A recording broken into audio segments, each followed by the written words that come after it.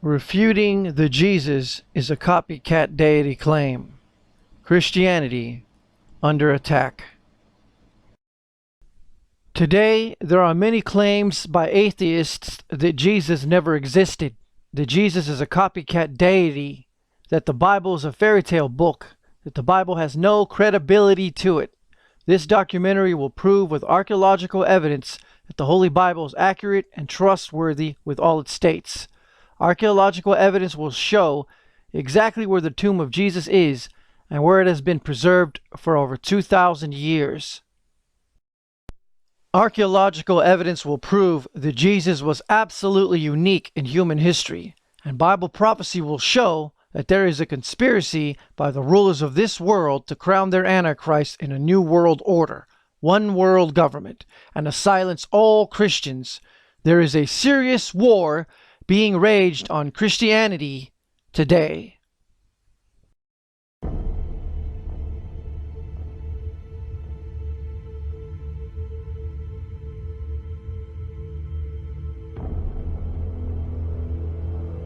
You know what? America has become a wicked nation, and our government sent $8,000 to a radio station in order to pay them to persecute me. That's what happened, friend.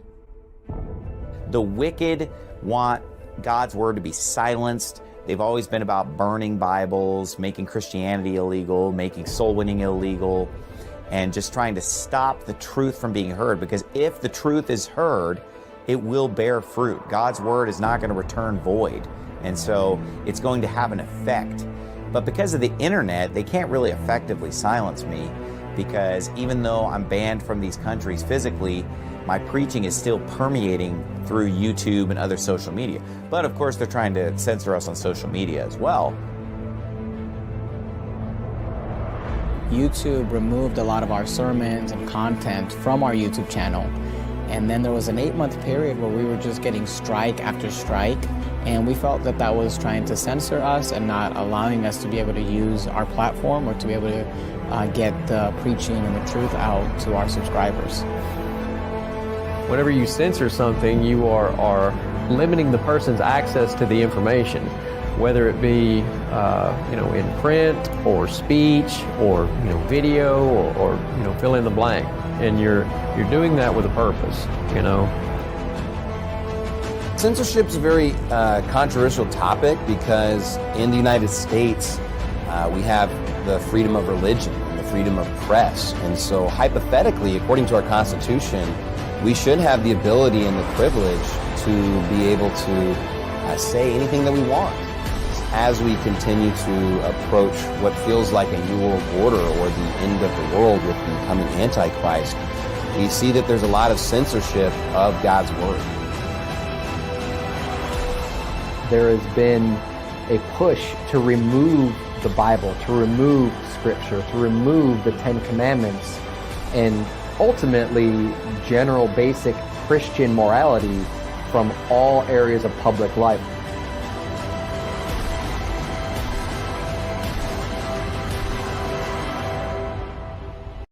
Hail, comrades! Hail, sisters and brothers, and hail, Satan! We are gathered here to celebrate the spirit of humanity in the dawn of a new American era. In a season when many commemorate the birth of Christ, we commemorate our own Genesis, the enlightenment of all humanity, a revelation of our nature as written in the annals of history, a gift from Lucifer, the light bringer, the morning star, and the rebel. We are Satanists. We engender moral, spiritual, and sexual freedom, personal independence, and insist upon personal choice in all things. We care for the significance of the individual spirit and personal moral responsibility. If you stand here today and embrace your nature, are free-thinking, self-governed, and godless, you too are a Satanist in the eyes of many in your own community, including those who represent you in your governments, including those who represent you in your governments. The Church of Satan championed Satanism as freedom, but a former high-level Church of Satan member who called herself Rebecca in the following interview clip revealed otherwise. You saw many very ugly things, like animals get sacrificed, even humans, and other really terrible things. Did it ever occur to you that this was evil?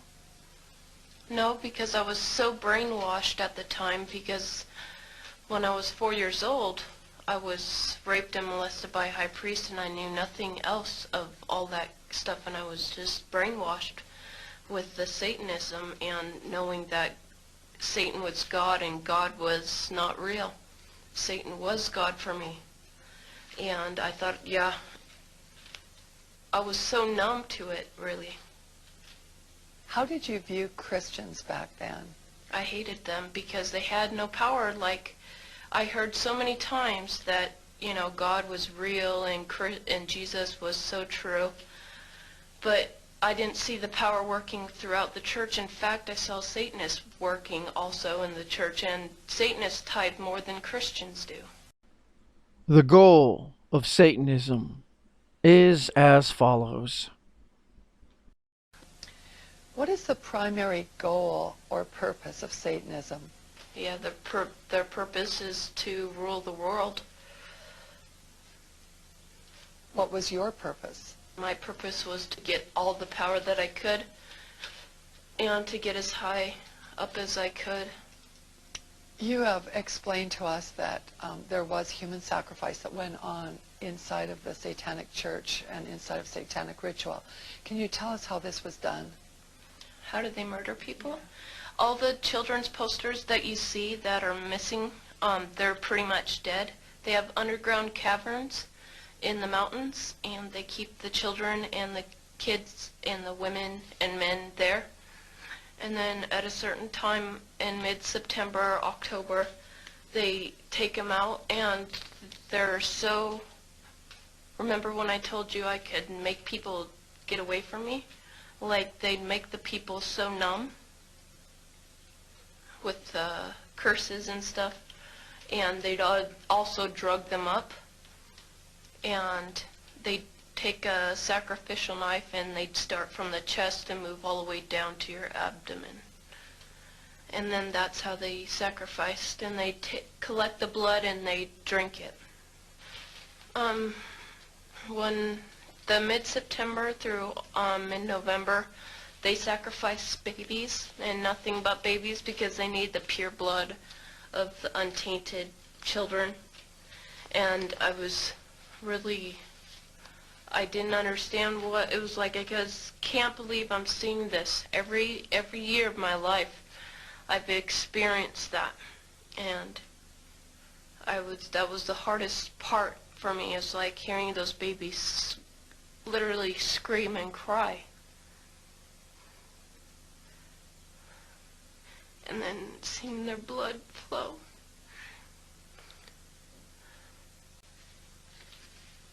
Rebecca, where did they get the babies? Yeah, they have mothers that are expecting, that they hold in the church, and they also have people that they kidnap, and they impregnate them through whatever, and they get babies from everywhere. Why is it that no one knows this? Because there's Satanists in the police force and also in the government, the army. They're everywhere. They're even on the council of, yeah, the representatives of the United States also. And they're silenced because this is not being exposed, because they don't want it to be exposed. Rebecca, what happens to the people that want to come out of Satanism? They get killed. They get followed. They get taken. They get sacrificed in front of the congregation of the Satanic Church. Why? Because they know too much information about the Satanists and who their names and places of where they keep the people underground, and they just know too much information. It's like being in a gang or in a mafia. You don't get out alive without consequences. Is this difficult for you to talk about? It's really difficult because, yeah, I feel really scared because I don't know how to tell everybody that's out there that I came out, because I'm not sure if anybody's going to believe this, because it's so much like a fantasy. Yeah, warfare is real. We're born into a war. And yeah, you'd be very foolish not to understand that, because demons are real. Unbeknown to the majority of asleep Americans, satanic cult members flood the U.S. government, the media, the military-industrial complex, science, and education, to say the least. And as the satanic New Age continues to rise, they wish to bury the truth of God's Word and eventually outlaw Christianity altogether. In fact, the war against Christians has already begun. Not only are they doing their best to silence Christians, but the Illuminati international bankers, led by the Synagogue of Satan House of Rothschild, has created the Department of Homeland Security, which has labeled Christians domestic terrorists, and has also trained law enforcement to view Christians in the same way. Folks, we've got a very serious situation here. I'm holding what is called the right-wing extremism, current economic and political climate, fueling resurgence and radicalization and recruitment. And in it, we talked about the fact that they define pro-lifers as domestic terrorists. They put this in a Department of Homeland Security document, this official assessment, now saying pro-lifers, people that believe in end-time prophecies, people that are opposed to the administration's position on immigration, those of us that are standing up for the sanctity of life and for the sanctity of marriage, all of those are now potential, and this is what they're saying, domestic terrorists. You are wicked people, and you know what? You can hide behind that badge and think that you're a public servant. You're a servant of the devil, is what you are.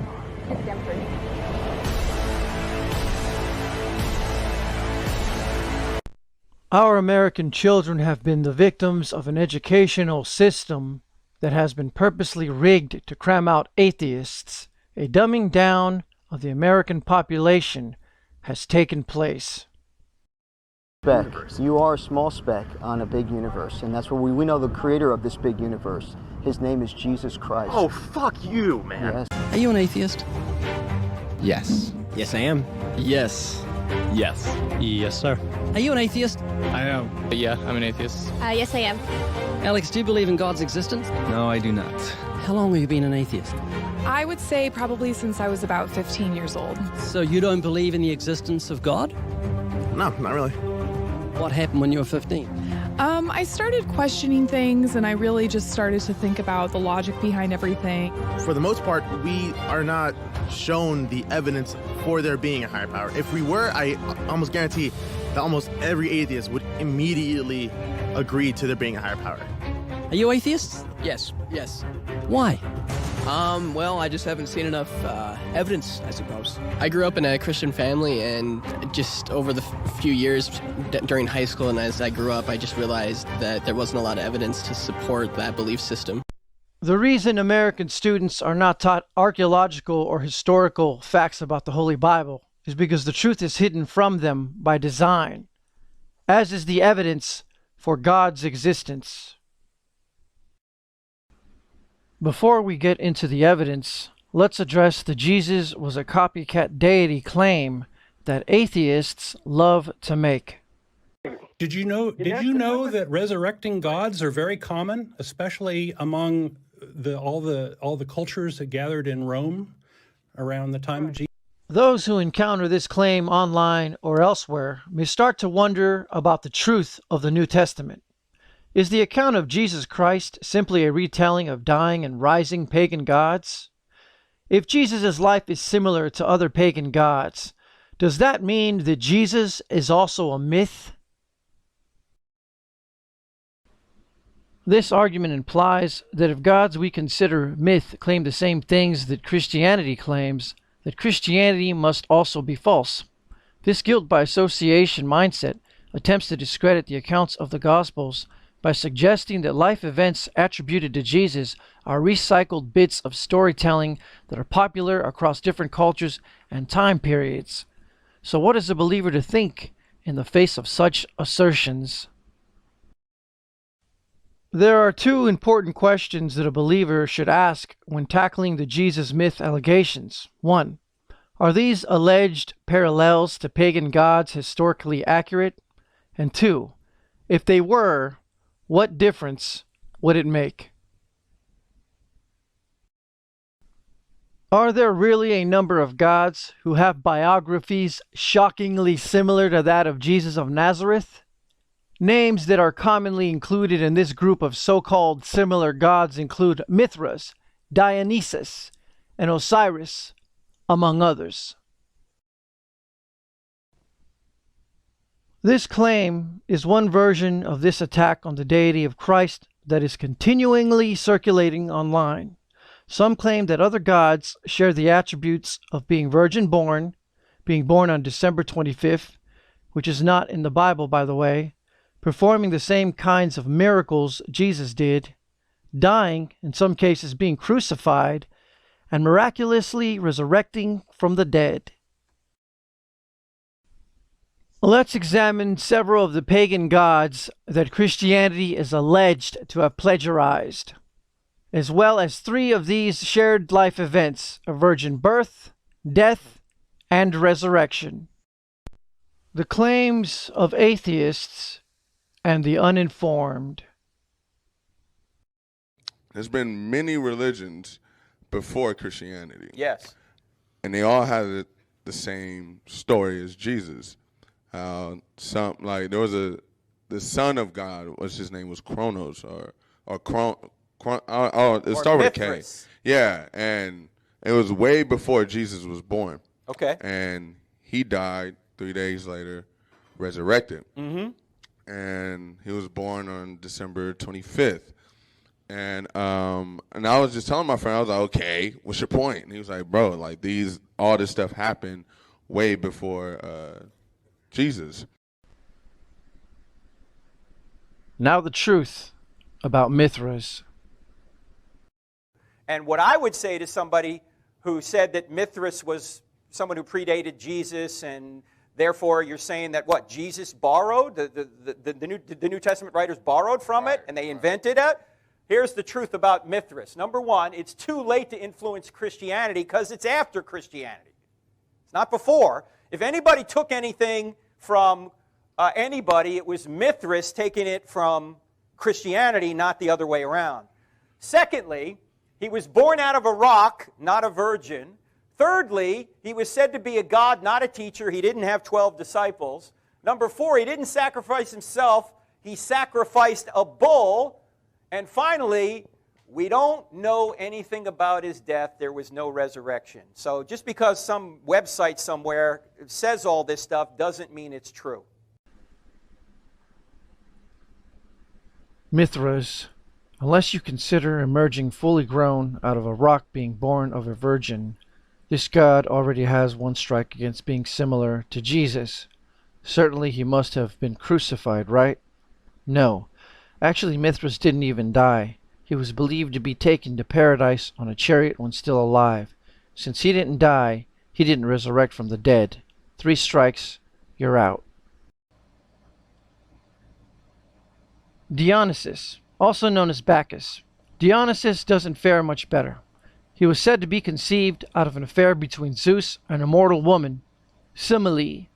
After Zeus's wife Hera found out, she tricked the mortal into demanding that Zeus reveal himself in all his glory. He reluctantly agreed, knowing that this would kill her. He was, however, able to rescue Dionysus and sewed him, or his heart, into his thigh until he was born. This is the claim for Dionysus' rebirth, a far cry from the death and bodily resurrection of Jesus Christ.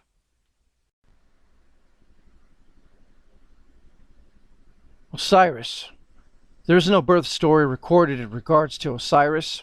He was eventually killed by his own brother, torn into 14 pieces, and spread around Egypt.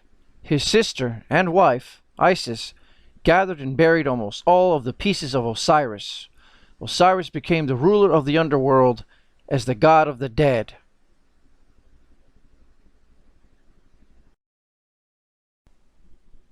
Some versions of the life of Horus say that Osiris was magically reassembled by Isis and impregnated her before becoming ruler of the underworld. Even if this version is to be preferred, it is worth noting that, unlike Jesus, Osiris would have been brought back to life by another rather than by his own power. And a reassembling is not the same as a resurrection. This is Peter Joseph, a filmmaker who wrote, directed, and produced the film Zeitgeist, which attacks the deity of Christ. Joseph has no credentials in religious doctrine, he has no credentials as a historian, and he has no credentials in archaeology. Besides Zeitgeist, other works by Peter Joseph include the music video God is Dead for the satanic English rock band Black Sabbath. A Black Sabbath is a witch's Sabbath. You won't find Joseph working for any Christians, but you certainly find him working for Satanists and those who push out satanic messages. Peter Joseph has openly expressed his hatred for Christians, which is very revealing to his agendas. The following is but one among hundreds of false claims that he makes throughout his propaganda film, Zeitgeist. Horus was crucified. Horus was crucified. Horus was crucified. Sorry, Peter Joseph, but the mythical Horus could have never been crucified, for crucifixion was a Roman practice carried out thousands of years after Horus's death. There is nothing in recorded history that documents that crucifixion was ever an Egyptian practice. Crucifixion was a Roman method of execution put into practice thousands of years after the mythical Horus died. They may as well say that Horus was killed in a motorcycle crash. This is how mistaken Peter Joseph's film Zeitgeist is. He couldn't be any more wrong.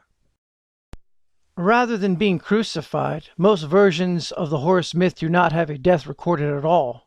In some instances, it was believed that he merged with the sun god Ra, and each sunrise is a symbol of him being reborn each day.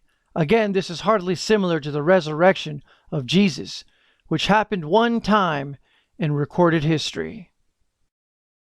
Fortunately, a proper defense of Jesus' unique claims to deity does not hinge solely on an examination of these other pagan gods.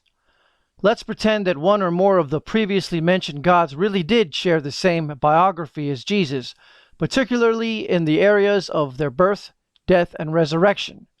Would this disprove the gospel accounts of Christ? The short answer is no, it wouldn't. Here's why. We determine the historical accuracy of an event or person based on evidence, not on uniqueness. We do not demand that the details be completely unique in order to consider them to be true. Take this example as shared by Greg Kukel of Stand to Reason.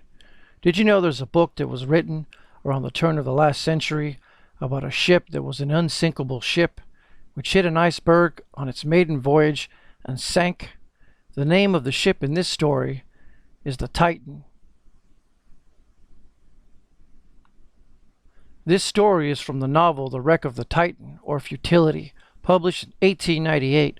This is remarkable because 14 years later, in reality, a ship named the Titanic sunk on its maiden voyage after hitting an iceberg, just like the story in the book. Now, what if you had read the novel The Wreck of the Titan, published in 1898, and then later heard that a ship called the Titanic had actually sunk in 1912? I'm sure you can see that rejecting the story of the Titanic on its face would be foolish, only because you'd read a novel similar to the actual event. Whether or not the Titanic sank is determined by the evidence for its sinking. unrelated to any other fictional stories that were like it. Likewise, the existence of Jesus is determined by the historical documented record and is not rejected because of the claimed fictional stories that atheists and Satanists state to be similar to it.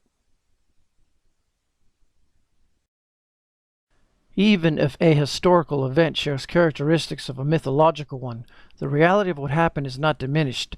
The truth of an event is determined by the evidence for or against it, not in the absence of or of similar fictional claims. Was the biblical account of Moses' birth copied from Sargon of Akkad? First of all, there is in existence a myth about a certain Assyrian named Sargon. This legend, at first glance, bears some resemblance not to the life of Moses more broadly, but to the story of his birth. In other words, there are no parallels whatsoever between the mythical legend of Sargon and the life of Moses, such as his leaving Pharaoh's palace, his going into the desert, etc. However, the stories of the birth accounts are similar. The legend of Sargon's childhood, how he was placed in a basket and sent down a river, comes from two 7th century BC cuneiform tablets from the library of the Assyrian king Ashurbanipal, who reigned from 668 to 627 BC, written hundreds of years after the book of Exodus. If someone wants to argue that one account was borrowed from another, it would have to be the other way around. The Sargon legend appears to have borrowed from the Exodus account of Moses, which is much older. Was the biblical story of Adam and Eve bringing evil and death into the world copied from Pandora's box? Pandora's box was written by the Greek poet Hesiod. Most biblical scholars believe the book of Genesis was the first book to be written down. This would have happened around 1450 BC to 1400 BC.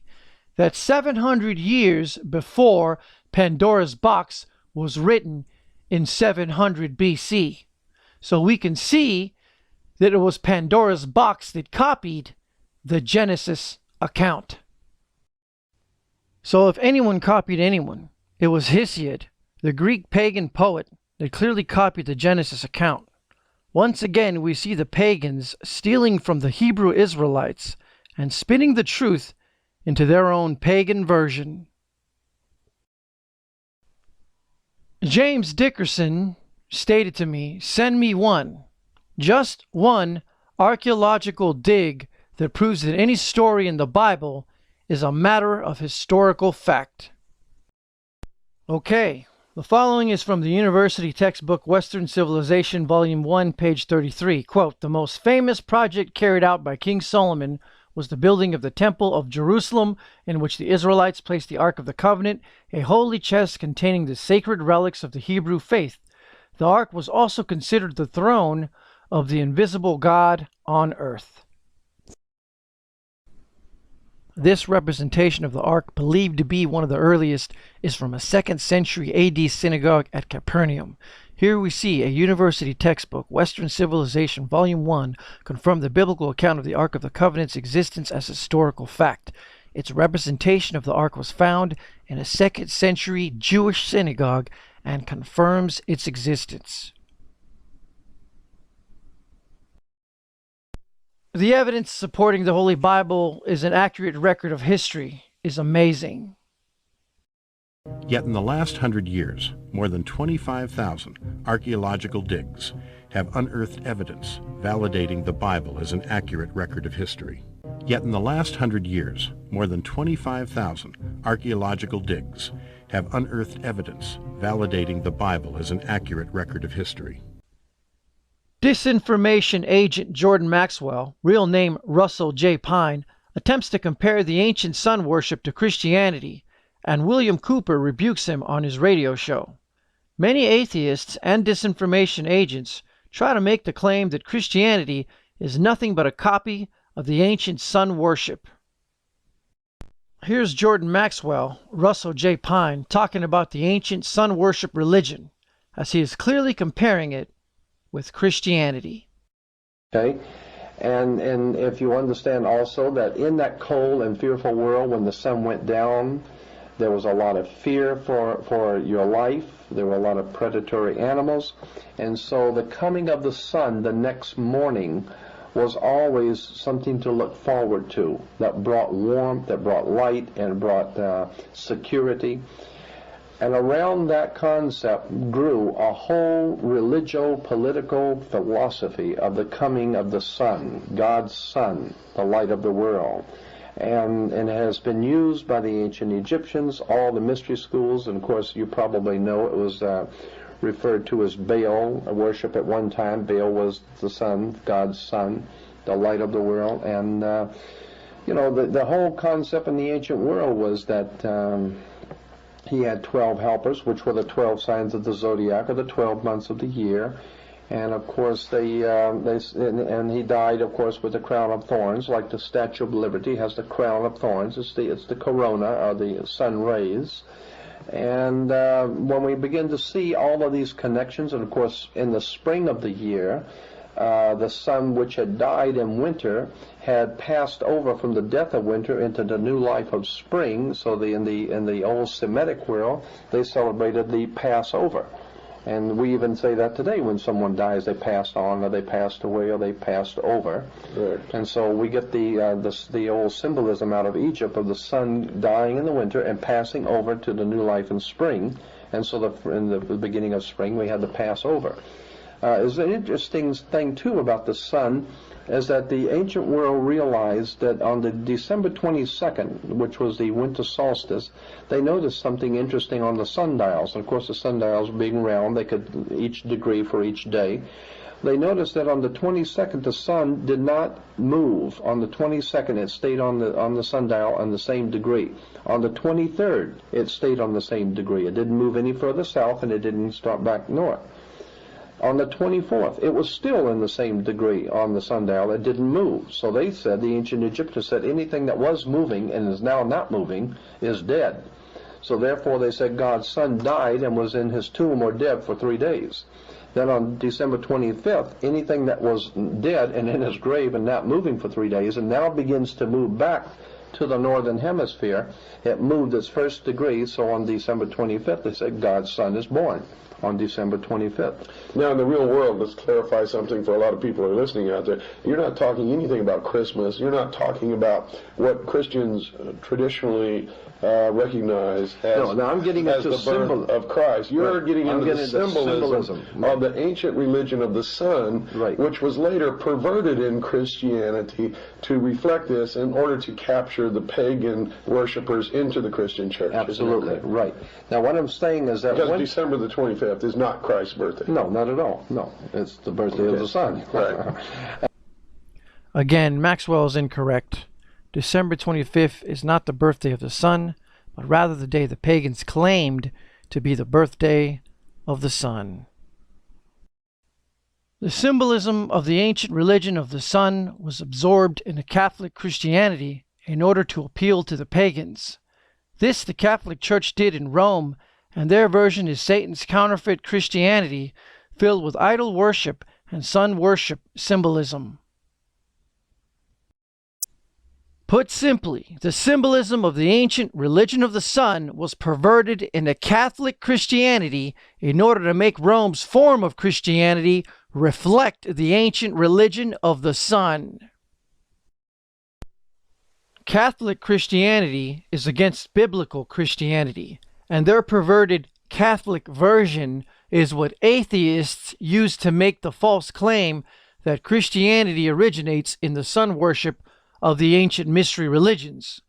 Real Christianity originates with the prophets of God and Jesus Christ himself. The Catholic Church incorporated the following mystery religion pagan practices into their Catholic religion. December 25th is the birthday of Tammuz and not Jesus. The first recorded date of Christmas being celebrated on December 25th was in 336 AD in Constantine's time. A few years later, December 25th was declared the birth of Jesus by Catholic Pope Julius I, even though historically it was not the birthday of Jesus Christ. The Catholic Church also incorporated goddess worship from the ancient mystery religions, as the ancient pagan worship of Isis was brought into the Catholic Church as the worship of Mary. They blasphemed one of the 10 Commandments, "Thou shalt have no other gods before me," Exodus 23, and turned the mother of Jesus into a false god, as the Bible condemns the worship of anyone except God, God the Father, Jesus, and the Holy Spirit. What are the ancient mystery religions? The title of the book is The Bloodlines of the Illuminati. What exactly is the Illuminati? The Illuminati is the continuation of the mystery religions. There was quite a number of mystery religions in antiquity, and these mystery religions had councils that controlled them, and then there was a supreme council that operated clear from India to the British Isles that then coordinated all of these mystery religions, and that would be today what we call the hierarchy of the Illuminati. So the Illuminati is basically just an extension of the mystery religion system, the whole type of philosophy. Yes, it was a way of hoarding knowledge and power to a few special people. Let's just say that there are other ancient gods whom have biographies similar to Jesus, as atheists falsely claim.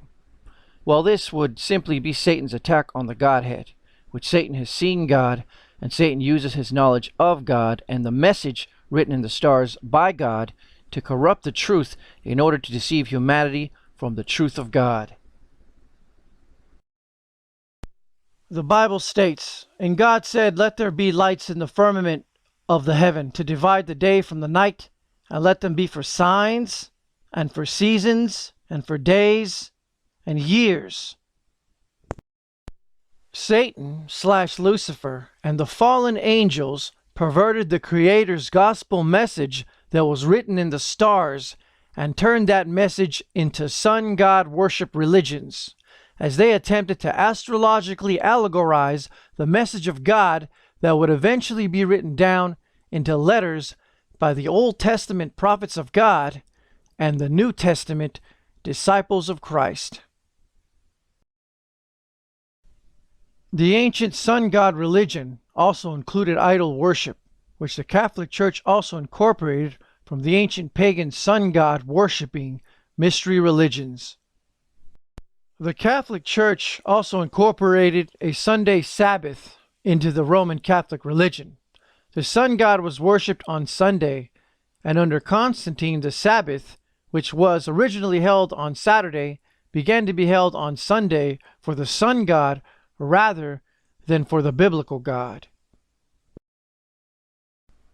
Now, I'm not saying that Christians worship the sun god.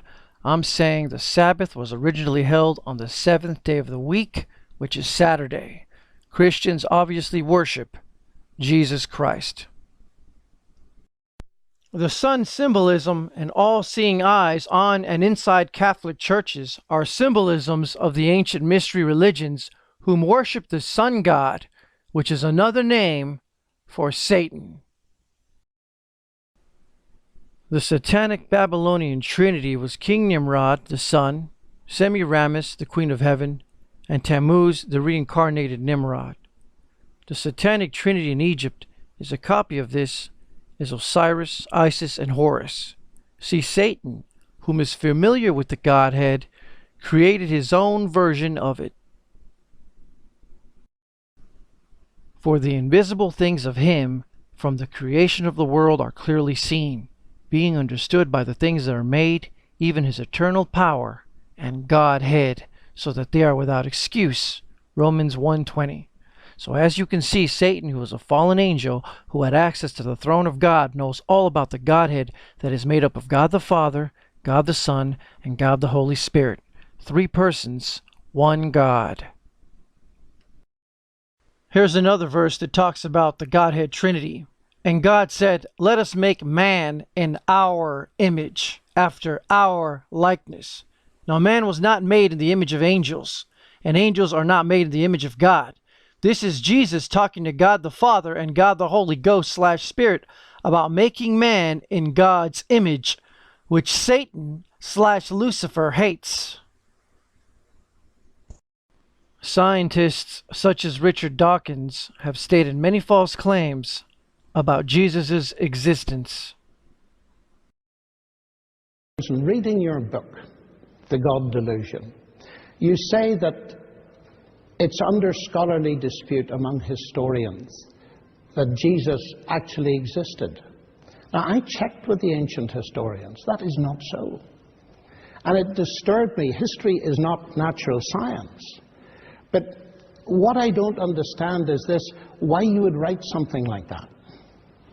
I don't think it's a very important question whether Jesus existed. There are some historians, most historians think he did, some They historians certainly don't. do. I couldn't find an ancient historian that didn't. Well, there are one or two, but I don't really care, actually, because precisely because it's petty. Let God be true, but every man a liar. Romans 3:4. Now Richard Dawkins takes back his false claim about Jesus. When you look at history, and let's leave aside, maybe I alluded to the possibility that some historians think Jesus never existed. I take that back. Jesus existed. Atheists love to say Jesus never existed. Well, let's examine what the ancient historians said about Jesus Christ.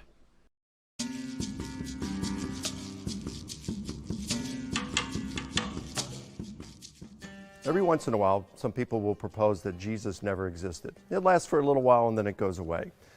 That Jesus did exist is very well attested in the historical literature. It is mentioned by a number of non-Christian sources. For example, Jesus is mentioned by Josephus. Tacitus mentions Jesus. Lucian of Samosata mentions him. Marabar Serapion mentions Jesus. The Talmud mentions him. Jesus has, according to the Gospels, a number of brothers. It's very difficult to have brothers of someone who didn't exist. Josephus mentions the martyrdom of James, the brother of Jesus, who was called the Christ. Again, it's very difficult to have someone who's a brother of someone who did not exist. You have the Apostle Paul, who was out persecuting Christians within just almost immediately after Jesus' crucifixion.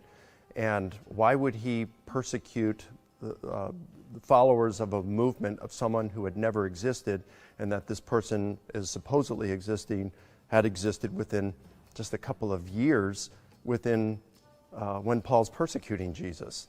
So the historical evidence we have is quite strong that Jesus existed. In addition, we have a number of Christian sources who mention Jesus. We have multiple independent sources with the Gospels. You have Paul, the letters of Paul. You have the book of Hebrews. You have other New Testament literature. These are multiple independent sources, and although they're a Christian, you just can't discount them because they're Christian. It would be rare to find a professional historian or biblical scholar who would propose that Jesus never existed. When atheists ask for evidence for the existence of Christ in history, the person asking the question wants outside of the Bible sources, which will be given here. However, the Word of God itself is an important source for the evidence of Jesus' existence in history. For example, Jesus prophesied in 30 A.D. that the second Jewish temple would be destroyed, where there would be not one stone left upon another, Matthew 24:2. In 70 A.D., 40 years after Jesus' death and resurrection, we saw the fulfillment of this prophecy by Roman General Titus.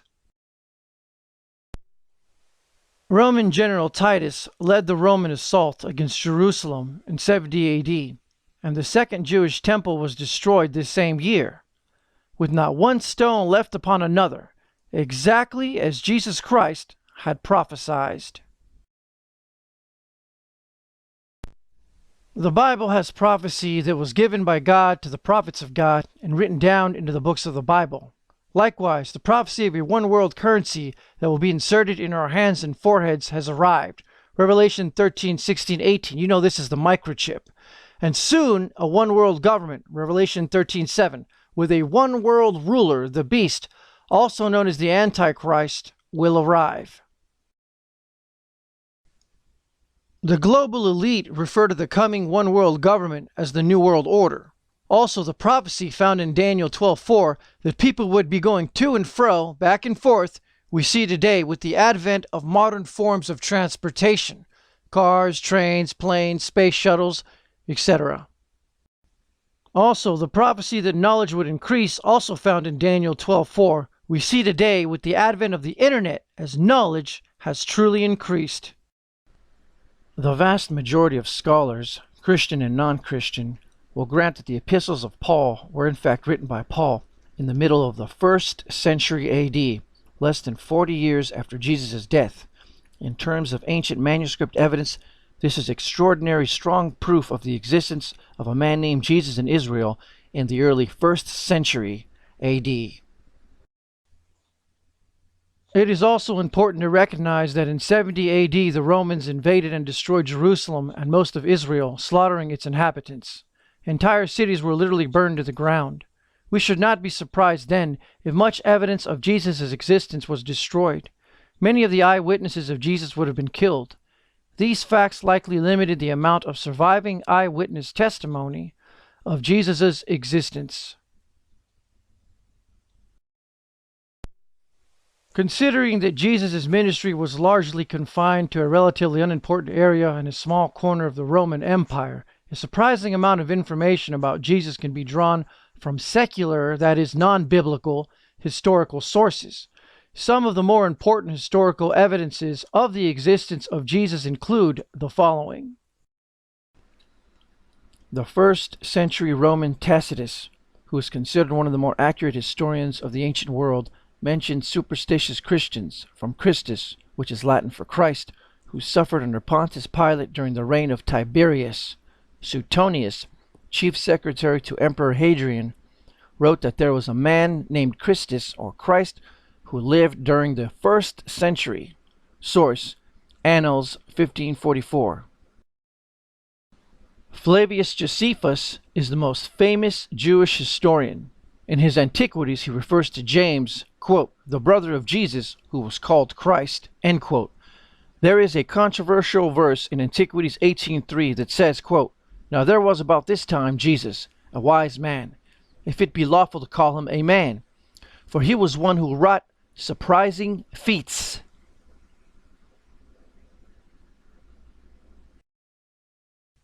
Josephus continues, he was the Christ. He appeared to them alive again the 3rd day, as the divine prophets had foretold these and 10,000 other things concerning him, end quote. One version reads, quote, at this time there was a wise man named Jesus. His conduct was good, and he was known to be virtuous, and many people from among the Jews and the other nations became his disciples. Josephus continues, Pilate condemned him to be crucified and to die. But those who became his disciples did not abandon his discipleship. They reported that he had appeared to them 3 days after his crucifixion, and that he was alive. Accordingly, he was perhaps the Messiah, concerning whom the prophets have recounted wonders. Julius Africanus quotes the historian Thallus in a discussion of the darkness which followed the crucifixion of Christ. Source: Extant Writings 18. Philly the Younger, in Letters 1096, recorded early Christian worship practices, including the fact that Christians worshiped Jesus as God and were very ethical, and he includes a reference to the love feast and the Lord's Supper. The Babylonian Talmud, Sanhedrin 43a, confirms Jesus' crucifixion on the eve of Passover and the accusations against Christ of practicing sorcery and encouraging Jewish apostasy. See, the Jews hated Jesus, and in their Babylonian Talmud they curse Jesus and state that he's burning in hell in excrement. Why would they waste their time having so much hatred for a man that atheists like to claim never existed? Lucian of Samosata was a 2nd century Greek writer who admits that Jesus was worshipped by Christians, introduced new teachings, and was crucified for them. He said that Jesus' teachings included the brotherhood of believers, the importance of conversion, and the importance of denying other gods. Christians lived according to Jesus' laws. They believed themselves to be immortal, and were characterized by contempt for death, voluntary self-devotion, and renunciation of material goods. Marabar Serapion confirms that Jesus was thought to be a wise and virtuous man, was considered by many to be the king of Israel, was put to death by the Jews, and lived on in the teachings of his followers. Then we have all the agnostic writings, non-Christian sources, which are the Gospel of Truth, the Apocryphon of John, the Gospel of Thomas, the treatise on resurrection, etc., that all mention Jesus' existence.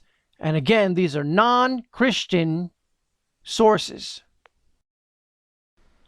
In fact, we can almost reconstruct the gospel just from early non-Christian sources. Jesus was called the Christ. Josephus did magic, led Israel into new teachings, and was hanged on Passover for them. Babylonian Talmud in Judea. Tacitus, but claimed to be God and would return. Eliezer, which his followers believed, worshiping him as God. Philly the Younger.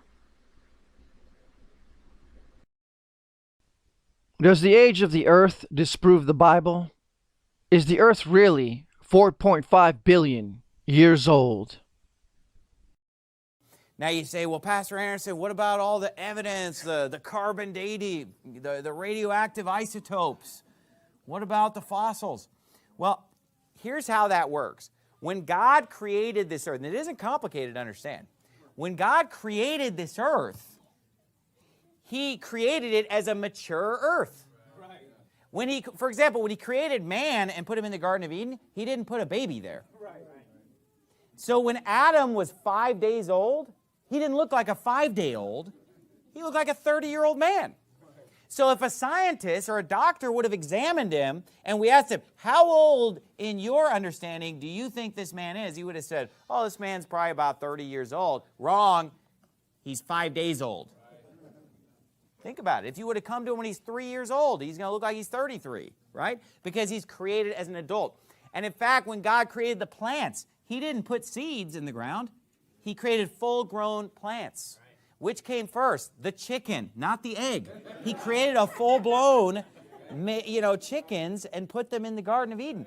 So all of these creatures, all the plants, they were created mature. Now stop and think about this.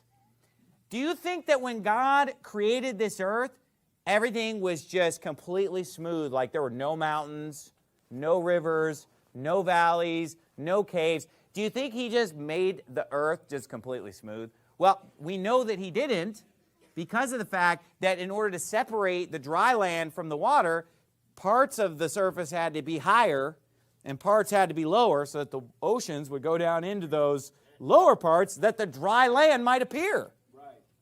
So, when the geologist looks at mountains and rocks and says, oh, this would take millions of years, or God just put a mountain there that looks like it's been there for millions of years, just like a man that looks like he's been there for 30 years, just like if you would have cut down the trees in the Garden of Eden and counted the rings and said, oh, this is a 300-year-old tree. No, it's 300 minutes old.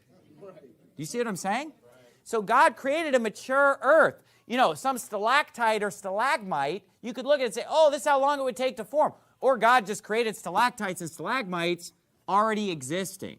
Okay, so that's one point. And then the second point is that God sent a catastrophic global flood on this earth that also wreaked great havoc and created all kinds of fossils and created all kinds of canyons and shifting of the plate tectonics that made a lot of the geographic features that we see happen quickly. And there are so many places that you can go, even just in Arizona, where even the evolutionist, God-rejecting, Bible-rejecting guides of the tour groups and museum docents will tell you, like, this is a mystery to us. We don't know how this petrified forest happened. We don't know how this Grand Canyon happened. We don't know this about this meteor crater and that. There are a lot of things that they can't explain. But when you go down to ASU here and get in the science department, boy, they have all the answers down there. I mean, they know everything, what happened. So you can't gauge the history of the earth and get the year through science. Why? Because science can't account for the fact that it was already created mature. in the first place.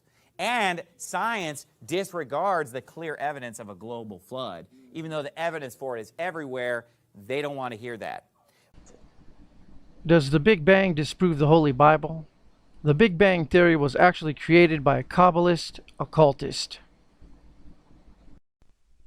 Rabbi Isaac Luria, who is said to be the greatest Kabbalist in world history, anticipated concept for concept the theory of the Big Bang origin of the universe in his Kabbalist doctrine Shattering of the Vessels.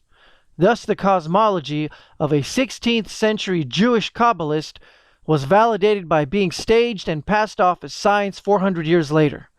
The Kabbalah is Jewish mysticism, i.e., the occult.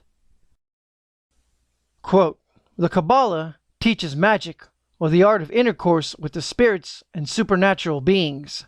One cannot be a convinced Kabbalist without soon becoming a magician and devoting oneself to the practices of occultism. End quote. Quote, the Kabbalah is occult science itself. It is the secret theology of the initiates, theology essentially satanic. In a word, the counter-theology. Our God, the God of the Christians, is the power of evil in the eyes of the Kabbalists, and for them the power of good, the real God, is Lucifer. Occult Theocracy, page 26. It was George Lemaitre, a Catholic Jesuit priest, who proposed the Big Bang in 1927. Lemaitre was also a Kabbalist. The Big Bang term was actually coined by Fred Hoyle, an astronomer and cosmologist whom rejected the idea of a Big Bang origin of the universe, along with numerous other scientists. See, science is rigged, staged, very well controlled, and science is in fact censored. It's happening. We are losing our freedom in one of the most important sectors of society, science. I have always assumed that scientists were free to ask any question, to pursue any line of inquiry without fear of reprisal. But recently, I've been alarmed to discover that this is not the case. It all began when I met evolutionary biologist Richard Sternberg in Washington, D.C. His life was nearly ruined when he strayed from the party line while serving as editor of a scientific journal affiliated with the prestigious Smithsonian Museum of Natural History.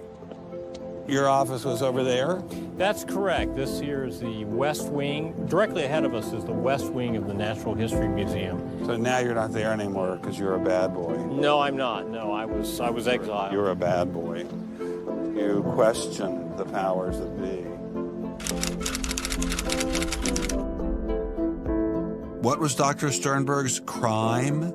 He dared to publish an article by Dr. Stephen Meyer, one of the leading lights of the intelligent design movement. The paper ignited a firestorm of controversy merely because it suggested intelligent design might be able to explain how life began. As a result, Dr. Sternberg lost his office, his political and religious beliefs were investigated, and he was pressured to resign. The questioning of Darwinism was a bridge too far for many. The mentioning of intelligent design that occurs at the end of the paper was over the top. And I think the intelligent design proponents have raised a number of very important questions. And you wanted to get those questions brought up and discussed. Placed on the table. Placed on the table. People were so upset about it.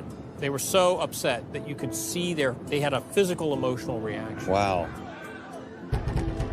They were saying that Stephen C. Meyer is a well-known Christian, that Stephen C. Meyer is an intelligent design proponent, that Stephen C. Meyer is a Republican. It was all couched in terms of religion, politics, and sociology. The way the chair of the department put it is that I was viewed as an intellectual terrorist. Terrorist? Because of giving the topic of intelligent design some modicum of credibility. What happened to Dr. Sternberg was terrible. Science is rigged to uphold the Darwinian worldview. Scientific evidence for the existence of God, intelligent design, has been purposely suppressed by science, which is simply man's knowledge, man's rigged knowledge. After Dr. Caroline Crocker simply mentioned intelligent design in her cell biology class at George Mason University, her promising academic career came to an abrupt end. My supervisor invited me into his office. He said, "I'm going to have to discipline you for teaching creationism." And I said, "I mentioned intelligent design on a couple of slides, but I did not teach creationism." He said, "Nonetheless, you have to be disciplined." At the end of the semester, I lost my job. Not only did this well-loved professor lose her job at George Mason, she suddenly found herself blacklisted, unable to find a job anywhere. So whenever I interviewed for a job, I would be offered it, usually on the spot. Since this has happened, and since people can Google my name, I'm finding that when I send my credentials, I do get interviews. I get many interviews, but I never get offered a job. I don't tell them about my science sin. I was only trying to teach what the university stands for, which is academic freedom. There's nothing to be learned in neurosurgery by assuming an accidental origin for the parts of the brain that we work on. It wasn't just biologists who were feeling the Darwinist wrath. When neurosurgeon Michael Egnor wrote an essay to high school students saying doctors didn't need to study evolution in order to practice medicine, the Darwinists were quick to try and exterminate this new threat. A lot of people on a lot of blogs called me unprintable names that were printed. There are a lot of very, very nasty comments. Other people suggested that people call the university I work at and suggested perhaps it's time for me to retire. I realized when I kind of went public with my doubts about the adequacy of Darwin's theory that I would encounter criticism. What has amazed me is the viciousness and the sort of baseness of it. I'm an old guy. I have tenure. I'm academically safe. But the young people and what is happening to them in America right now because of this scientism gulag is really terrible. Apparently, Professor Marks was not as safe as he thought. A few months after this interview, Baylor University shut down his research website and forced him to return grant money once they discovered a link between his work and intelligent design. In order to attract grants, you have to market yourself. So you put up sites and call yourself labs and groups and things like that in order to get visibility. And in my entire experience in academia, I never went to any superior and asked them any permission to put up any of these labs. So the fact that this was singled out, let alone shut down, is jaw-dropping. It's astonishing. I have never been treated like this in my about 30 years in academia. Shut up, you freak! I say shut up! It's a madhouse! If you peel back the onion, I think that there is no doubt that the center of this is my work in what some would call intelligent design. People really get emotional about this. Whenever you say intelligent design in a room of academics, them's fighting words. Creationists. Astronomer Guillermo Gonzalez found himself in a fierce shootout with Iowa State University following the publication of his book, arguing that the universe is intelligently designed. Despite a stellar research record that has led to the discovery of several planets, his application for tenure was denied, putting his career in jeopardy. I worried about my tenure a little bit in 2005 when the petition was being circulated because I viewed that as a strategy of Hector Avalos and his associates to try to poison the atmosphere on campus against me because he knew I wasn't tenured yet and I was very vulnerable. I have little doubt that I would have tenure now if I hadn't done any professional work on intelligent design. Dr. Gonzalez had this advice for scientists who might be thinking about following his example. If they value their careers, they should keep quiet about their intelligent design views.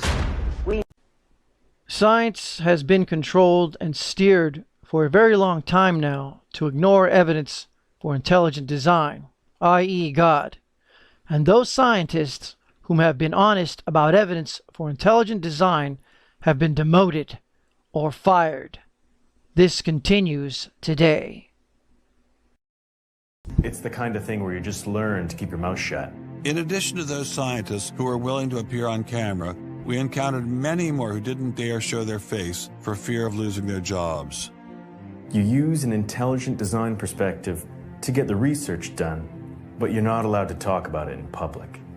And so there is definitely incentive, if you think about it, for people to remain within the mainstream. You know, what's he up to? What is he thinking? Is he one of them? That kind of thing. If I write intelligent design, they hear creationism. They hear religious right. They hear theocracy. So it appears Mr. Shermer, the self-styled skeptic, was wrong on this one. Intelligent design was being suppressed in a systematic and ruthless fashion. Science will say what its controllers want it to say. And science is controlled by the Illuminati, aristocratic, elite families. And when we see an elite, and it is an elite that controls essentially all the research money in science, saying there is no such thing as moral truth, science will not be related to religion. I mean, it's essentially official policy of the National Academy of Science that religion and science will not be related. I mean, hey, you know, that cuts off a lot of debate, doesn't it? What's going to happen if this doesn't change? Well, I think we're watching it happen, aren't we? Roger Morneau was a secret society member, and this secret society was made up of aristocratic elite families. Morneau was told by the secret society high priest that evolution was in reality a satanic deception that was pushed upon the masses. And the priest went on saying that the plan of Satan to deceive the human family this way, he says is the most intriguing thing to his mind. And he went on saying how it was going to be brought about. He said that a fellow by the name of Darwin and another fellow by the name of Thomas Henry Huxley would be used by the spirits because in their childhood they had been hypnotized by medical doctors, and they figured that they would be real good subjects to lead the people into this belief that they had, that Satan wanted to bring into people's lives. That's right. The third point was what? Was to destroy the Bible without burning it. Okay. See? And what was his strategy on that? On that, it was very interesting, because after the Great General Council, it was decided that Satan would tutor Charles Darwin personally in setting up the principles of his theories of evolution. He was tutored by Lucifer himself, fallen Lucifer. Now, he made a unique statement. He said that according to the spirits, anyone that teaches a theory of evolution is considered to be a minister of the great religious system.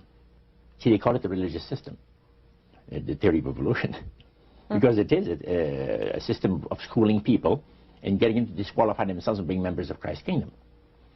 And he said that every teacher of that theory is recognized by the spirits as a person of great value and receives a very special unction from Satan himself, giving great power to induce spiritual blindness, to convince and convert. 3 capacities are given to those teachers of the theory. Then, that's not all. The priest says that Satan considers the teachers of the theory of evolution to be so valuable to him that in the sight of all the inhabitants of the galaxies, he assigns a retinue of bright, beautiful angels to follow that educator all the remainder of his life. And that in the sight of the inhabitants of the galaxies is the greatest honor that he can bestow upon his workers on mankind and to, until the controversy is finished. Before we get into the archaeological evidence for Jesus' birth and the Holy Bible, we will look at Bible end-time prophecy and the coming satanic New World Order. For the first time in history, we have seen a movement, a political and social movement that is truly global in nature. So it's not just a new order, it's a new world order, and in that sense it's quite accurate, because this is new in history. When we emerge from this war, we will be the only superpower on earth. No nation since the Roman Empire will have been so dominant in the world as we will be on the day that this conflict ends. If you look at the wars that we're in, 134 wars that we're involved in, that this country has made a decision to attempt to imperialize and deconstruct other countries, destabilize other countries, we can see that we're a country of war now. Why? It's called resources, it's called money, it's called greed, it's called all the things that they want to have that are not ours to have. And it appears to me that if there were anything that I could look at that would show that there is a new world order, is the entanglements that the United States military is involved in from a globalist view that is killing people, destroying countries with no conscience whatsoever.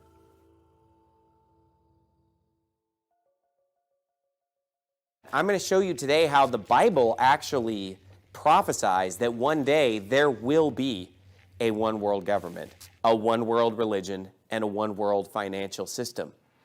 There is no doubt that Scripture warns of a new world order. There is no doubt about that. Now, the Bible tells us to prove all things. So in order for me to get up here and make this kind of a claim that the Bible predicts that there's going to be this new world order, then I should be able to show you these things in the Bible. And the place where all three of these elements are found is right here in Revelation 13. So look down at your Bible, and first of all, in verse 7, I'm going to show you one world government in the Bible. In Revelation 13:7, speaking of the Antichrist, it says, "And it was given unto him to make war with the saints and to overcome them." And power was given him over all kindreds. Now, kindreds is talking about the different families of the earth. You know, you've heard of someone being, your next of kin.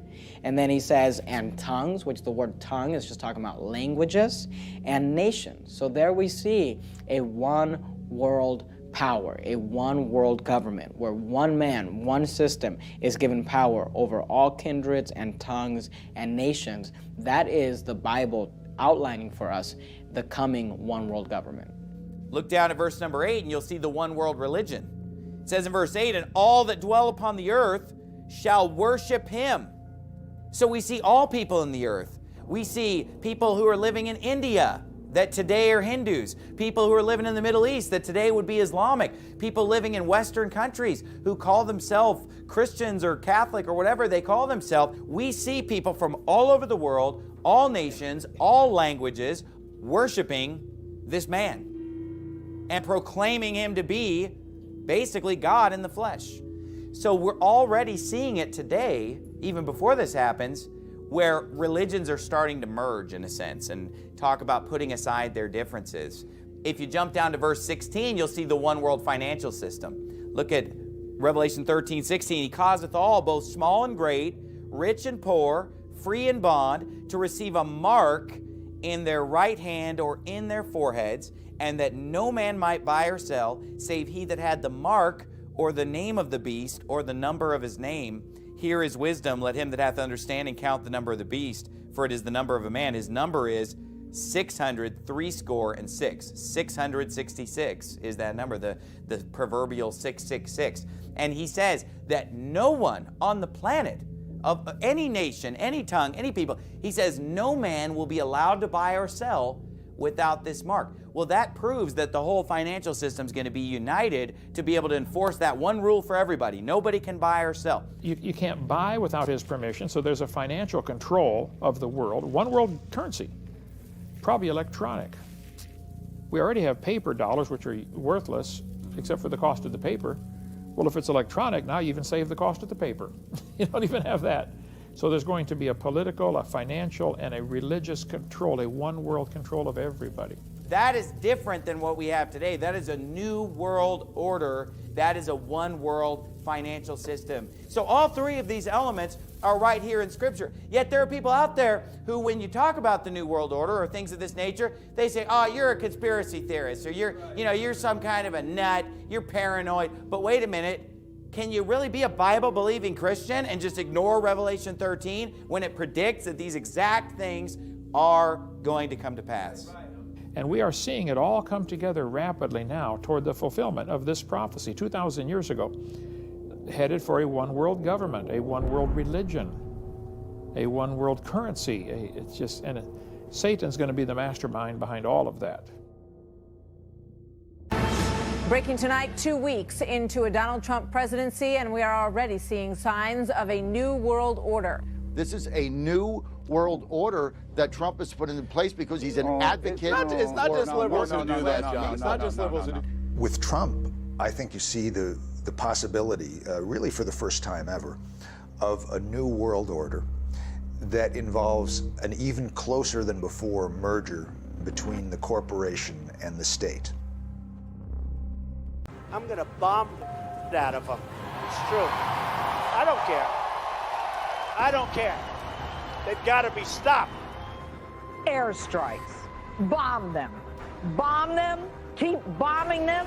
Bomb them again and again. And that's right. I'd blow up the pipes. I'd blow up the I'd blow up every single inch. There would be nothing left. And you know what? You'll get Exxon to come in there in 2 months. You ever see these guys, how good they are, the great oil companies? They'll rebuild that sucker brand new. It'll be beautiful. And I'd ring it, and I'd take the oil. Joe Biden, like Trump, is also an Illuminati puppet politician. You, your class, has an incredible window of opportunity to lead in shaping a new world order for the 21st century. Moving on. The New Testament has been preserved in more manuscripts than any other ancient work of literature in the history of the world, with over 5,800 complete or fragmented Greek manuscripts cataloged, 10,000 Latin manuscripts, and 9,300 manuscripts in various other ancient languages, including Syriac, Slavic, Gothic, Ethiopic, Coptic, and the Armenian language. The following is on how the Holy Bible has been preserved. Isn't it the case that in antiquity, the way that the Bible was preserved was that there was only one copy of the Bible, and that copy faded over time, and then as it faded they would make another copy of it by copying it over, but just one copy at a time? Not at all, not at all. The situation is completely different. What you do have in antiquity is, first of all, the church start spreading over the Roman Empire and other parts. So everywhere they need copies. So at the very beginning, what you need is copies of the New Testament, because... So they made thousands of copies. Of course. Well, I understand, after having been here and visited, that there are literally thousands of manuscripts. People would go places and want to take their scriptures with them, so they would copy down from another manuscript, and whole bunches of people would do that. So there's literally thousands. We have like 6,000 copies that go back to antiquity, that are either in Hebrew for the Old Testament or in Greek for the New Testament. If we are talking about the versions, the figure is much higher. We have 40,000 copies. So, which is something amazing. You don't have a single other book in antiquity where you have so many texts. Is it possible that monks or scribes change things in the Bible, as many have suggested? If that were to happen, over and over again that monks didn't like something, so they would take it out of the New Testament? With all that you have, with the different translations and all the fragments and all the copies that you have, would you be able to determine that that happened? Impossible. This is impossible because soon after the original writings of the New Testament, thousands of copies were made. So if a monk wanted to make a change, his change would stand out like a sore thumb. This is also true for the Old Testament. So, being here in Israel, we can test our modern Bibles with what's been found in the Dead Sea Scrolls.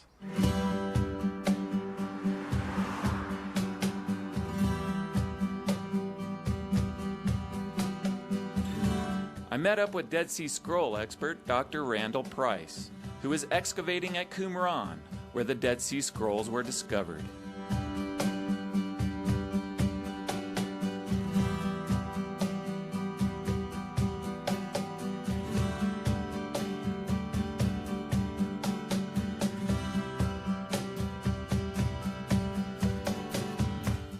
We can compare the Dead Sea Scrolls with our modern Bibles to see if any plain and precious portions are missing.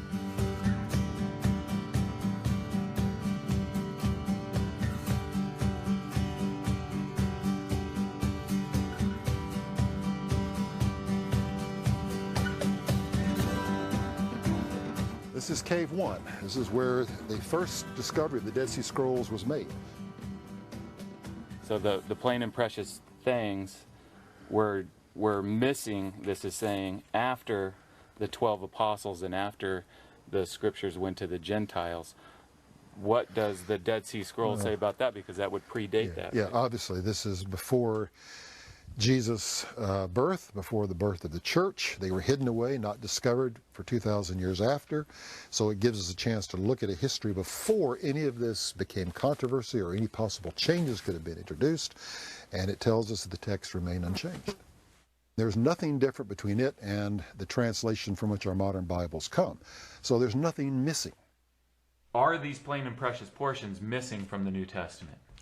Look, when we are talking about the New Testament, we are talking about the best ever well-known book of antiquity. And the difference between what we know about the New Testament and any other book from antiquity is amazing. The thousands upon thousands of ancient manuscripts and fragments of ancient biblical manuscripts can easily be compared to our modern Bibles, and one thing is clear. God has preserved His Word as He stated He would. So Mormons, Muslims, Catholics, atheists, etc. are not using accurate sources when they say the Bible is corrupt or that the original message was lost. For our modern Bibles can easily be compared to the numerous ancient manuscript copies that have been passed down for centuries. We can see it has been perfectly preserved. There is no other ancient manuscript proven as authentic as the Holy Bible. None even comes close. When we compare all the ancient copies of the New Testament that we have, the differences are very small. So you cannot even show me a text where this has been done, because the difference between the different copies that we have are very, very, very tiny. They don't affect the substance of the meaning. It is like saying, instead of how can I put it, but saying however. It is this kind of small and tiny changes. You don't have changes that affect the substance of the meaning of the New Testament. Biblical prophecy also proves the Bible is God's Word. We can also test the prophets in the Bible. The central theme of the prophecies made by the Old Testament prophets is in the coming of a person, known as the Messiah, someone who would come to save and eventually rule the world. The writers of the New Testament believed that Jesus Christ was this Messiah. In the New Testament, the title Christ has the same meaning as the Old Testament title Messiah. The first biblical prophet we will test is Micah. Around 700 BC, Micah prophesied that the Messiah would be born in Bethlehem. But you, Bethlehem Ephrathah, though you are small among the clans of Judah, out of you will come for me one who will be ruler over Israel, whose origins are from of old, from ancient times. Amazingly, a fragment containing Micah's prophecy was discovered among the Dead Sea Scrolls. Dr. Price took me to the cave where it was found. What we know is beneath this floor, there were 15,000 fragments that were uncovered. This fragment containing Micah 5:2 dates to 100 BC, making it a century older than the birth of Jesus in Bethlehem. In Matthew's Gospel, he states that Jesus was born in Bethlehem in Judea. And then he quotes Micah 5:2 to show that Jesus fulfills Micah's prophecy. So there is a link between the prophecy of Micah and then in the New Testament it is said that he was born in Bethlehem and that he fulfills that prophecy.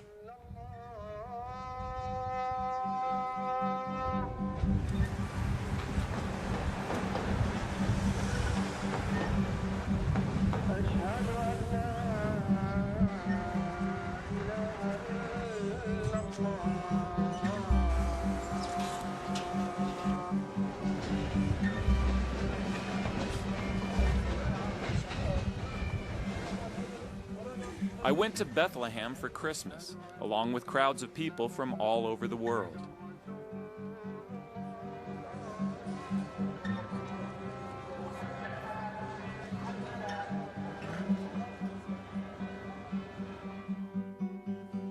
This is the Church of the Nativity. It's built over the traditional place of Jesus' birth, a site that pilgrims have been visiting for almost 2,000 years. Jewish archaeologist Dr. Gabriel Barkai has been working in Israel for more than 40 years. Listen, I'm very objective. First of all, I'm an archaeologist, and I'm not Christian. Where personally do you believe that Jesus was born? Under the Church of Nativity in Bethlehem, there are some caves. And those cavities were in use in the first century beyond any doubt. For very important places, very significant places in Christian faith, I would regard the traditional places as authentic.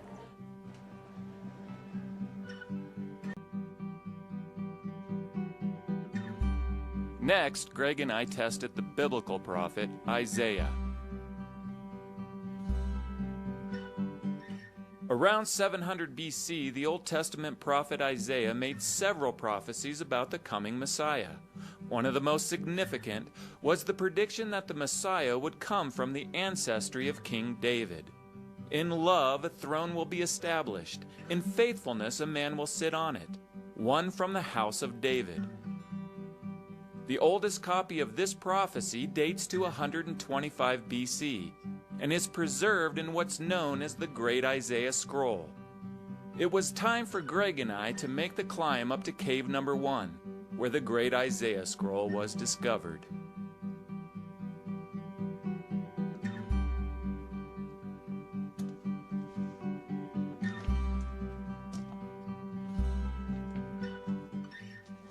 But this is literally, right here, is where they found an entire scroll of Isaiah that dates to 125 BC.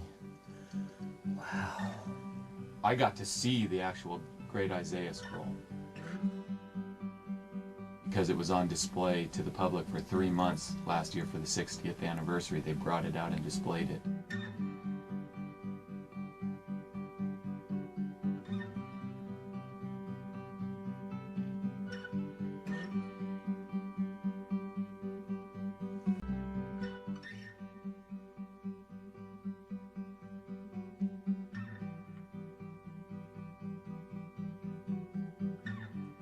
Isaiah says that the Messiah will come from the house of David.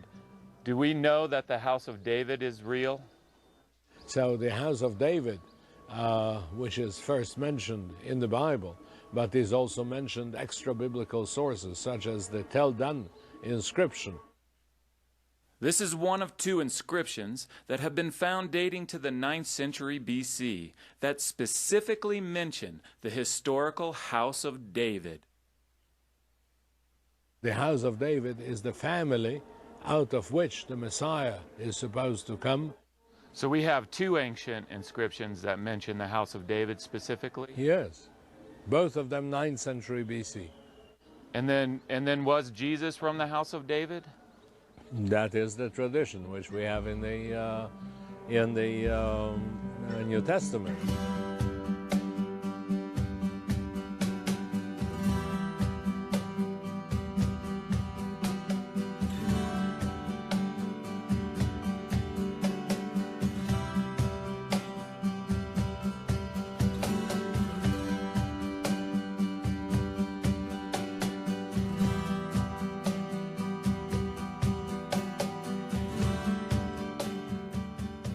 Jesus, son of David. What does it mean? He's giving to Jesus a messianic title, son of David. There is also additional evidence outside of the Bible that Jesus is from the ancestry of King David. Eusebius, an ancient source, reports what happened to the descendants of Jesus' brother Jude at the end of the 1st century AD. The descendants of Jude were related to Christ himself, and they were brought to the emperor, and he asked them if they were descendants of David, and they confessed that they were. This fact is very telling for us because it shows that the family of Jesus was the family of the heirs of King David. So Jesus was the heir of King David. So when at the cross you have a title which is nailed under the cross or upon the cross, we don't know, where it was written, Jesus from Nazareth, King of the Jews, this has a very serious meaning. He is the son of David. So there is both biblical and extra-biblical evidence that Jesus fulfills Isaiah's prophecy that the Messiah would come from the house of David. Then Greg and I went from a prophecy about King David to a prophecy that King David himself gave. King David's prophecies about the coming Messiah are in the book of Psalm, including one that predicts details about the Messiah's death. They have pierced my hands and my feet. A fragment containing this prophecy was found among the Dead Sea Scrolls. We have found a fragment of that psalm beside the Dead Sea that reads or translates, "They have pierced my hands and my feet." An obvious form of execution that pierced the hands and feet of the victim was Roman crucifixion. There is strong evidence that the Romans crucified their prisoners by nailing them hands and feet to crosses. Do we have any archaeological evidence that people were crucified by being nailed to crosses? Yes, there was found a bone box in Ashuri, and inside it there were found the bones of one individual. He ended his life upon the cross. His heel bones were found with the nails still inside them. It proves beyond any doubt the practice of crucifixion. There's also literary evidence outside of the Bible that people were nailed to crosses. The 1st century historian Josephus wrote as an eyewitness that the Roman soldiers amused themselves by nailing their prisoners in different postures, and so great was their number that space could not be found for the crosses, nor crosses for the bodies. Incredibly, Josephus also wrote about the crucifixion of Jesus. Now there was about this time Jesus, and Pilate had condemned him to the cross.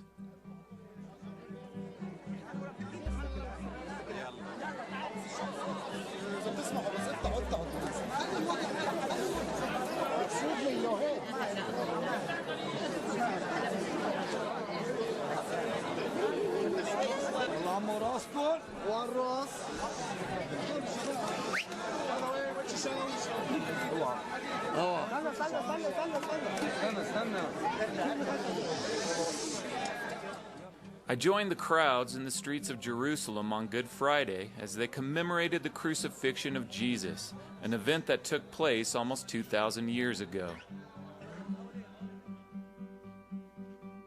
In the New Testament, the eyewitnesses to Jesus' crucifixion wrote about the nail marks in his hands. The Greek word that is that appears there is precisely nail. So Jesus was really nailed. And also you have in the book of Acts, it is clearly said, and the word that you have in Greek clearly says that Jesus was nailed.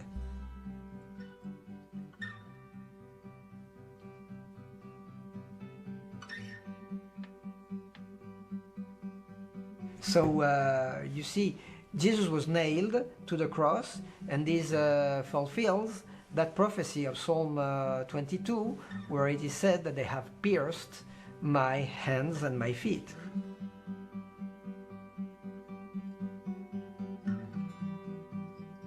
David's prophecy that the Messiah would die by having his hands and feet pierced is preserved in a Dead Sea Scroll fragment that is over 100 years older than when Jesus was nailed to a cross through his hands and his feet.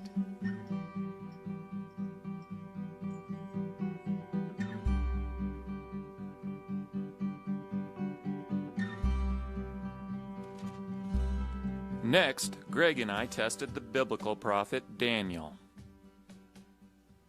The Old Testament prophets not only give us detailed information about how the Messiah would die, but the prophet Daniel even predicts when. Daniel predicted that the Messiah will be cut off and have nothing, and the people of the prince who is to come will destroy the city and the sanctuary. Cut off is an Old Testament term meaning killed. The city referred to here is Jerusalem, and its sanctuary is the temple. So in about 538 BC, Daniel predicted a significant sequence of events. He predicted first that the Messiah would be killed, and then the temple in Jerusalem destroyed. We know in history that from Daniel until today, the only time that the temple was destroyed was in 70 AD. So in order for Daniel's prophecy to be fulfilled, the Messiah would have to be killed before 70 AD. This is precisely when Jesus was crucified. After Jesus was crucified, is it true that Jerusalem and the temple were destroyed? Crucifixion took place in Jerusalem around the year 33 of the Common Era. In the year 70 of the Common Era, the temple got burned down by the soldiers of Titus. Titus and his army, his engineering forces, intentionally ruined the entire city of Jerusalem, as well as the focal point of Jerusalem, that's the Temple Mount. There's no question, right, that the writings of Daniel, including that particular prophecy, predate the 70 AD destruction? That's for sure. That's for sure. So the city of Jerusalem and the temple will be destroyed after the Messiah is cut off. And that's what happened. So just as Daniel predicted, Jesus was killed just before the temple and Jerusalem were destroyed.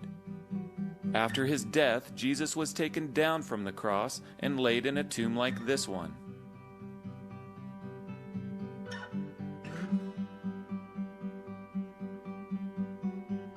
This tomb is 2,000 years old, dating back to the time of Jesus.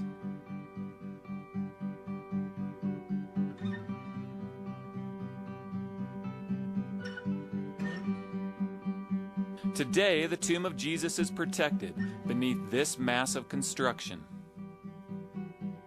Well, buried beneath this mass of construction here is the tomb of Jesus.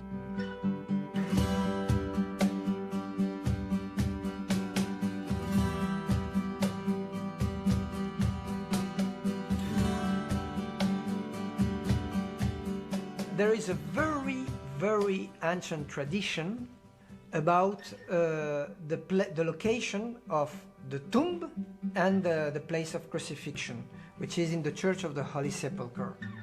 This is Dr. Shimon Gibson. He is a secular archaeologist who has personally excavated here in the Church of the Holy Sepulchre. If I weigh up all this evidence that I have, the archaeological historical evidence, this has to be the tomb of Jesus. And it's nothing, I'm not swayed by any kind of sort of religious belief here. It's based on archaeological historical evidence. This has to be the tomb of Jesus.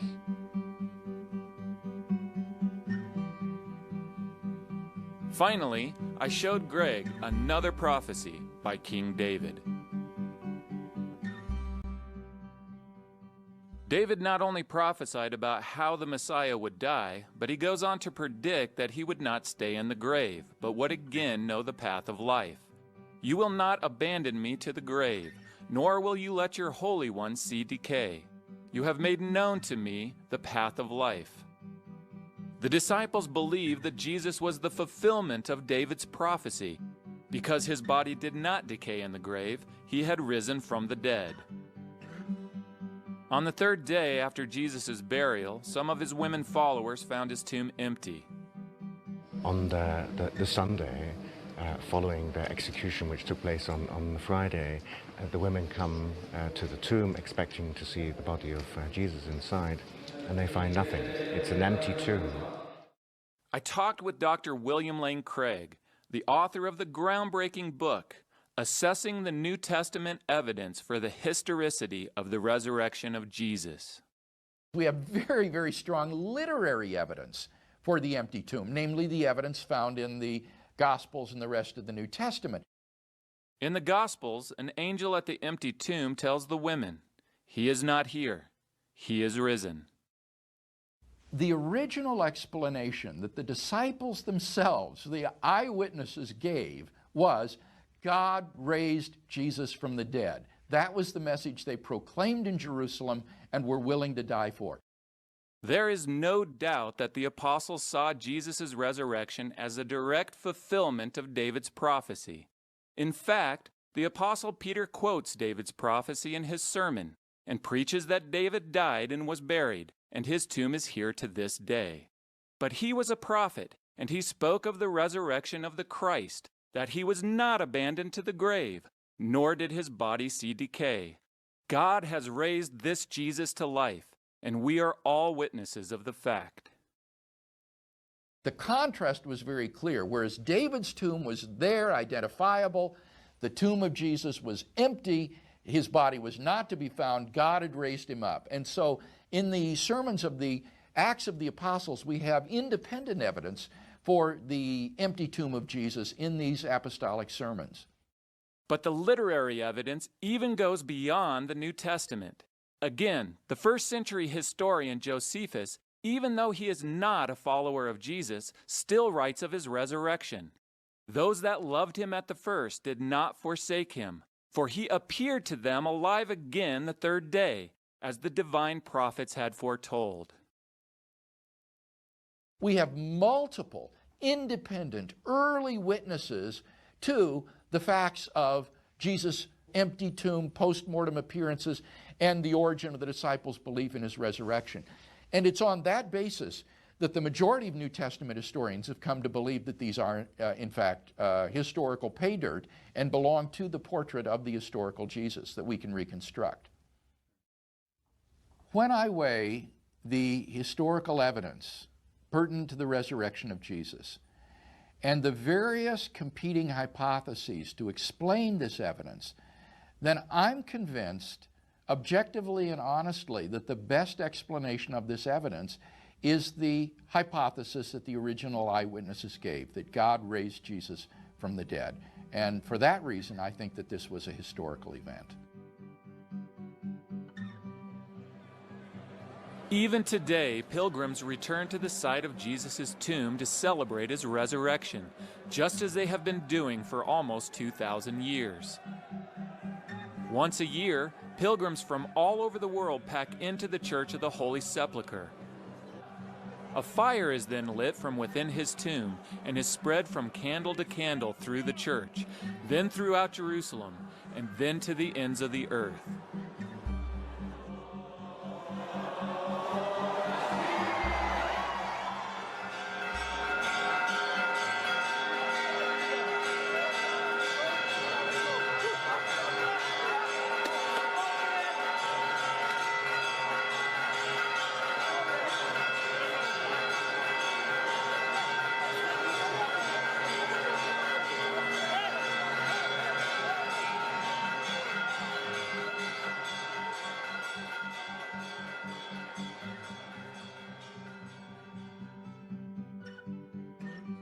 According to the New Testament, Jesus' resurrection clearly fulfilled David's prophecy.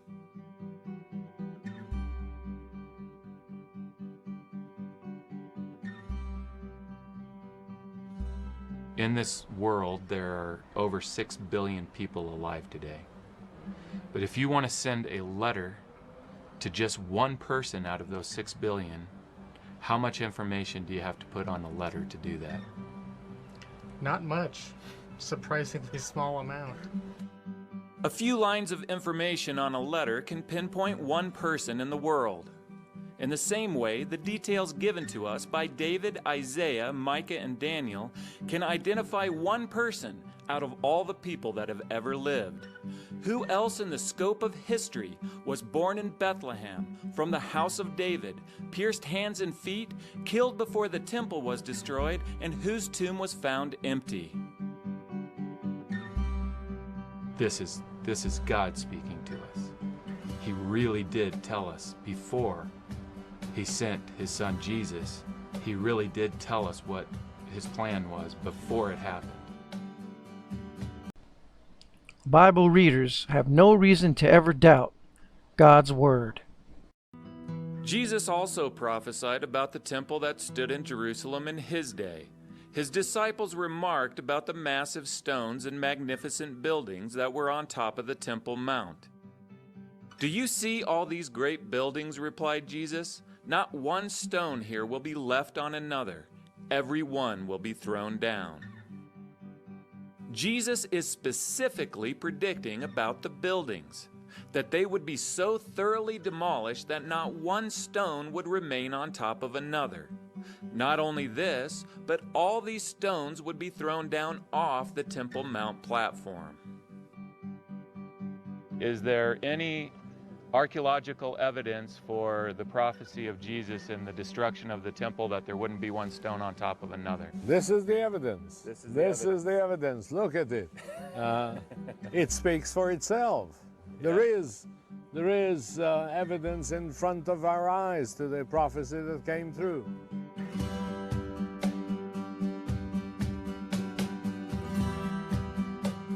Jesus talks about the stones being cast down, and what he's talking about is they would be cast down from the destruction of the buildings off of the platform onto the ground here. Here you have it. And when they were cast down and it struck this this road that we're sitting on, this street, what would have Just been the look at impact? it. If you look at it, there are certain places like here and over there where there are depressions. This is from the pressure, enormous pressure of these gigantic stone blocks, each of them several tons in weight.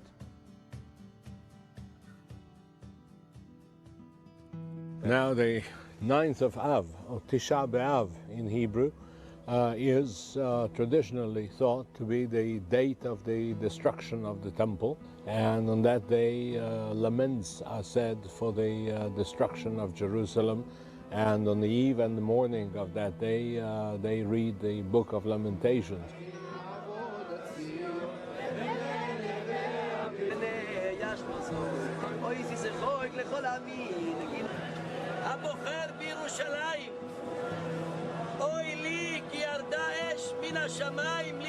And you may see even people sitting and crying.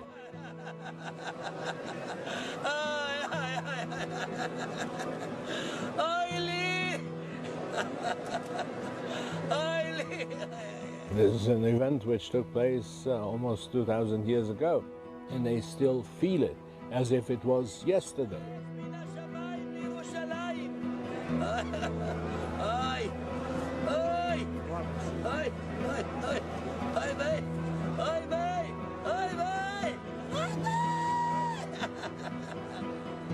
Looking at the stones, I can hear the voice of the sound of the stones collapsing and breaking the slabs of the street. I can hear the people around shouting. I can hear the hussing of the flames around. So with a little bit of imagination, those stones can become even more talkative than they are.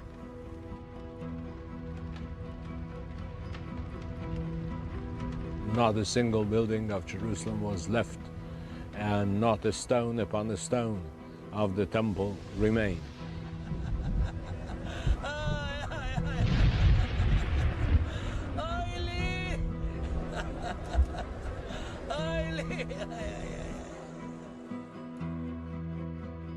Jesus' prophecy that the Jewish temple in Jerusalem would be destroyed took place in history. Jesus lived, made numerous prophecies which have come true, and Jesus is going to return again, as Jesus Christ cannot lie. While Greg remains a member of the LDS Church, he made a commitment with me that he would thoroughly study these things out for himself. And I am convinced that anyone who is willing to do the same will fulfill the promise that Jesus made almost 2,000 years ago. Then you will know the truth, and the truth will set you free.